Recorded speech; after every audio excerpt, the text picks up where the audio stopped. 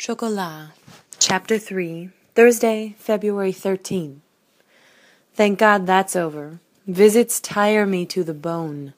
I don't mean you, of course, mon père. My weekly visit to you is a luxury. You might say my only one. I hope you like the flowers. They don't look like much, but they smell wonderful. I'll put them here beside your chair, where you can see them. It's a good view from here across the fields, with the Tann in the middle distance, and the Garonne gleaming in the far.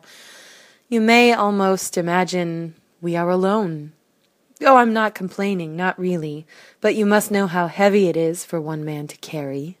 Their petty concerns, their dissatisfactions, their foolishness, their thousand trivial problems. On Tuesday it was the carnival. Anyone might have taken them for savages, dancing and screaming. Louis's youngest, Claude, fired a water pistol at me, and what would his father say but that he was a youngster, and he needed to play a little? All I want is to guide them, mon père, to free them from their sin, but they fight me at every turn, like children refusing wholesome fare in order to continue eating what sickens them. I know you understand. For 50 years you held all this on your shoulders in patience and strength. You earned their love. Have times changed so much? Here I am, feared, respected, but loved, no. Their faces are sullen, resentful. Yesterday they left the service with ash on their foreheads and a look of guilty relief. Left to their secret indulgences, their solitary vices. Don't they understand? The Lord sees everything. I see everything. Paul Marie Muscat, he beats his wife. He pays 10 Aves weekly in the confessional and leaves to begin again in exactly the same way. His wife steals. Last week she went to the market and stole trumpery jewelry from a vendor's stall. Guillaume Duplessis, he wants to know if animals have souls, and he weeps when I tell him they don't. Charlotte thinks her husband has a mistress. I know he has 3, but the confessional keeps me silent. What children they are! Their demands leave me bloodied and reeling. But I can't afford to show weakness. Sheep are not docile. They aren't pleasant creatures. Any countryman will tell you that. They're sly, occasionally vicious, pathologically stupid. The lenient shepherd may find his flock unruly, defiant. I cannot afford to be lenient. That is why once a week I allow myself this one indulgence. Your mouth is as closely sealed, mon père, as that of the confessional. Your ears are always open, your heart always kind. For an hour I can lay aside the burden. I can be fallible. We have a new parishioner, a Vianne Rocher, a widow, I take it, with a young child. Do you remember old Blaireau's bakery? 4 years since he died, and the place has been going to ruin ever since. Well, she has taken the lease on it, and hopes to reopen by the end of the week. I don't expect it to last. We already have Poitou's bakery across the square, and besides, she'll never fit in. A pleasant enough woman, but she has nothing in common with us. Give her 2 months, and she'll be back to the city where she belongs. Funny, I never did find out where she was from. Paris, I expect, or maybe even across the border. Her accent is pure, almost too pure for a French woman, with the clipped vowels of the north, though her eyes suggest Italian or Portuguese descent, and her skin. But I didn't really see her. She worked in the bakery all day yesterday and today.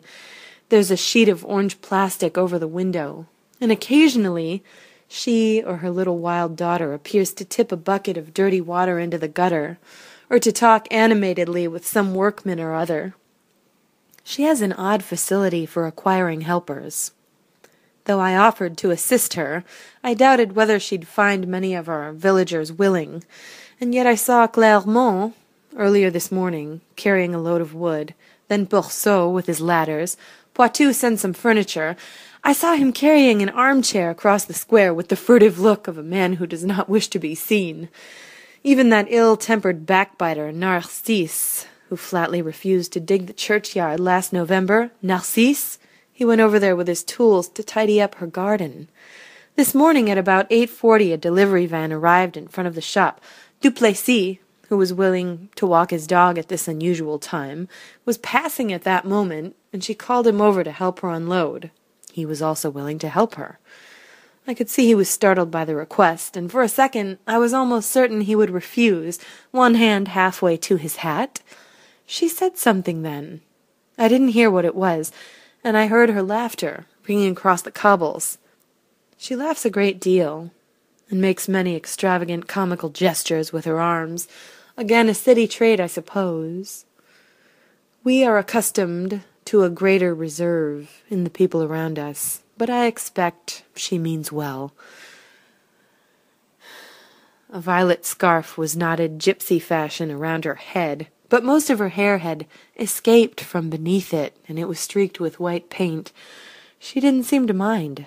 Duplessis could not recall later what she had said to him, but said in his diffident way that the delivery was nothing, only a few boxes, small, but quite heavy, and some open crates containing kitchen utensils. He didn't ask what was in the boxes, though he doubts such a small supply of anything would go very far in a bakery. Do not imagine, mon père, that I spent my day watching the bakery. It's simply that it stands almost immediately opposite my own house. The one that was once yours, mon père, before all this. Throughout the last day and a half there's been nothing but hammering and painting and whitewashing and scrubbing until, in spite of myself, I cannot help but be curious to see the result. I am not alone in this. I overheard Madame Clermont gossiping self-importantly to a group of friends outside Poitou's of her husband's work. There was talk of red shutters before they noticed me and subsided into sly muttering, as if I cared. The new arrival has certainly provided food for gossip, if nothing else. I find the orange-covered window catches the eye at the strangest times. It looks like a huge bonbon waiting to be unwrapped, like a remaining slice of the carnival. There's something unsettling about its brightness, and the way the plastic folds catch the sun. I will be happy when the work is finished and the place is a bakery once more. The nurse is trying to catch my eye. She thinks I tire you. How can you bear them, with their loud voices and their nursery manner? Time for our rest now, I think. Her archness is jarring, unbearable. And yet she means kindly, your eyes tell me. Forgive them. They know not what they do. I am not kind. I come here for my own relief, not yours. And yet I like to believe my visits give you pleasure, keeping you in touch with the hard edges of a world gone soft and featureless. Television an hour a night, turning 5 times a day, food through a tube, to be talked over as if you were an object. Can he hear us? Do you think he understands? Your opinions unsought, discarded, to be closed from everything, and yet to feel, to think. This is the truth of hell, stripped of its gaudy medievalisms, their loss of contact, this loss of contact. And yet I look to you to teach me communication, teach me hope.